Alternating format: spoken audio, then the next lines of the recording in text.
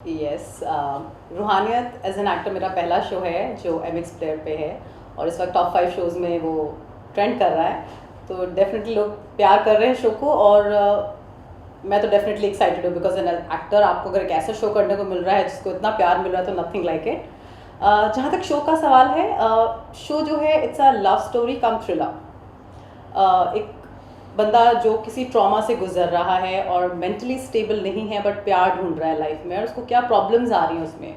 तो ये जो कैरेक्टर है ये अर्जुन बिजलानी प्ले कर रहे हैं और मैं उनकी फ्रेंड हूँ, फिलोसोफर हूँ, गाइड हूँ, उनकी साइकेट्रिस्ट हूँ जो उनकी दोस्त भी है।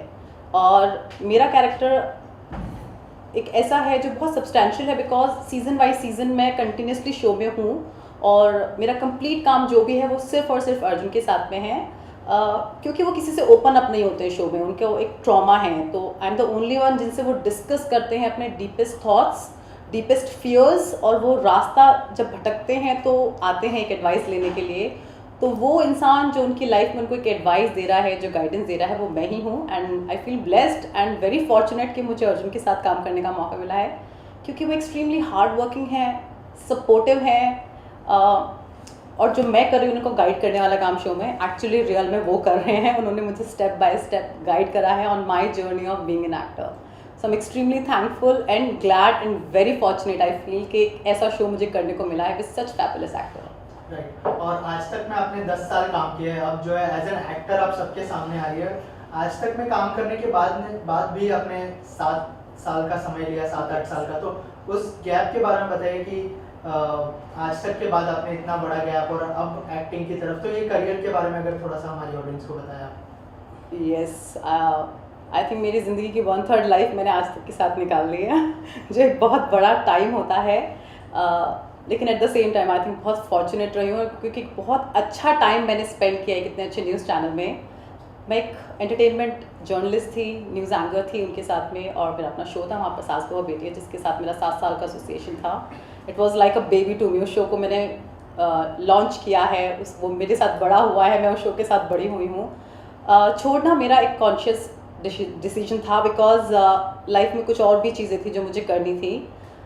तो उस वक्त ब्रेक लेना पड़ा but I was not happy about that break because I think I love camera, as simple as that मैं बोली तो।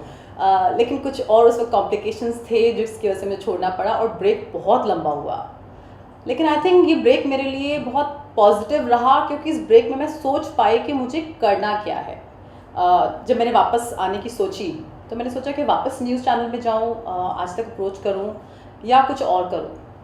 तो at the same time I realised कि OTT प्लेटफॉर्म बहुत बड़ा हो गया है, so there is a scope जहाँ आप कुछ कर सकते हैं। आपको एक मौका तो एटलीस्ट मिल ही सकता है और अगर आप में वो कैलिबर है और आप करना चाहते हैं तो वाई नॉट। जो ब्रेक मैंने लिया ना, आई थिंक ये ब्रेक मेरे लिए बहुत पॉजिटिव साबित हुआ है क्योंकि मैं एक शांत दिमाग के साथ सोच पाई हूँ कि मुझे एक्चुअली करना क्या है। आई वॉज वेरी श्योर कि मुझे वापसी करनी है, मुझे अभी और नहीं बैठना है, जो मेरी ड्यूटीज़ थी वो फुलफिल हो चुकी हैं, अब मुझे वापस आना है। लेकिन मैं न्यूज़ चैनल के थ्रू ही वापस आऊँ ऑन कैमरा या कुछ और करूँ। सो आई थिंक आई न्यू मुझ में एक वो ड्रामा और नौटंकी शुरू से था जो आई थिंक आज तक नहीं डिस्कवर किया था और मुझे सास बहू बेटियां जैसा शो दिया था जो इतने सालों से टॉप शो है आज तक का। तो मेरा एसोसिएशन उस पर बहुत अमेजिंग रहा है, लोगों ने इतना प्यार दिया है। तो मैं उसी एक्सपेक्टेशन के साथ लौटी हूँ कि शायद अब जब मैं नई शुरुआत करूँगी तो मेरे उस ड्रामा को, मेरे उस नौटंकी को, माई पैशन फॉर एक्टिंग जो है उसको वही प्यार मिल पाए। अब तो एक मैकेनिकल लाइफ से निकल के आई थिंक मैं सोच पाई हूँ, तो break has been very fulfilling. कीड़ा कब काटा था आपको? ये कीड़ा तभी काटा था, आज तक मुझे तभी काटा था या कुछ बाद में? देखिए, कीड़ा कब काटता है वो पता नहीं चलता है, वो दूसरों को समझ में आता है कि हाँ ये कीड़ा है, क्योंकि कई बार हम खुद नहीं रियलाइज़ कर पाते। I was very uptight as journalist, मुझे लगता था मैं सीरियस हूँ मेरे काम को लेकर, मैं बहुत पैशनेट हूँ, मास कॉम की स्टूडेंट हूँ, मैं तो यहाँ पर चेंज करने के लिए आई हूँ, जर्नलिस्ट बनूंगी। लेकिन मैं जी न्यूज़ के साथ जब काम कर रही थी मुझे तभी आज तक से ऑफर आया था ज्वाइन करने का, और because they're in the pipeline to launch this show सास बहू बेटियां, तब तक आया नहीं था। तो एक मैं फिल्म रिपोर्टर थी, बॉलीवुड रिपोर्टर थी हार्डकोर, और मुझे बोला गया कि एक टीवी शो हम लॉन्च कर रहे हैं जिसमें टीवी बेस्ड न्यूज़ होगी, तो आप करोगे क्या? तो इनिशियली थोड़ा मेरे को लगा कि यार अच्छा खासा मेरा शो चल रहा है, शाहरुख खान, अमिताभ बच्चन, इन सब से मिलती हूँ, बड़े बड़े स्टार्स हैं, टीवी न्यूज़ क्यों कवर करूँ? तो मुझे बोला गया कि बेसिकली एक नए ट्रेंड सेट कर रहे हैं जहाँ हमें थोड़ा ड्रामा चाहिए on news channel, and TV because is all about drama. तो मैं नाम नहीं लूँगी उनका, लेकिन उस वक्त आज तक में थे, एंटरटेनमेंट हेड थे, उन्होंने बोला तुमको समझ नहीं आता लेकिन तुम ना थोड़ी नौटंकी हो, तुम्हारे अंदर एक ड्रामा है, तुम्हें देखते हैं तो वो शोले की बसंती याद आती है, गिव इट अ ट्राई, नहीं अच्छा लगेगा तो there is always a way to go back, वापस बॉलीवुड में चली जाना, but give it a try. तो आई थिंक उसके बाद ना किसी ने वापसी करने को बोला और ना ही मेरे कभी दिमाग में ख्याल आया, क्योंकि तब मुझे भी लगा कि हाँ मेरे अंदर शायद एक ड्रामा है, एक नौटंकी है जो कैमरा पे अच्छी निकलती है, तो वाई नॉट। क्योंकि कई बार ऐसा होता है हमें नहीं पता है हमारे अंदर क्या टैलेंट है और दूसरे लोग पहचान लेते हैं, तो आई बीन वेरी लकी। और रूहानियत के बारे में जब अप्रोच किया गया तो क्या रिएक्शन था आपका कि क्यों लेना चाहिए रूहानियत?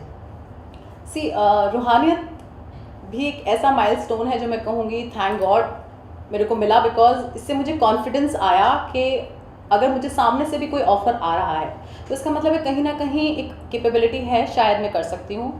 अब वो प्रूफ तभी होगी जब मैं स्क्रीन पे आऊँगी, तो एक चांस तो देना बनता ही है एक्टिंग को।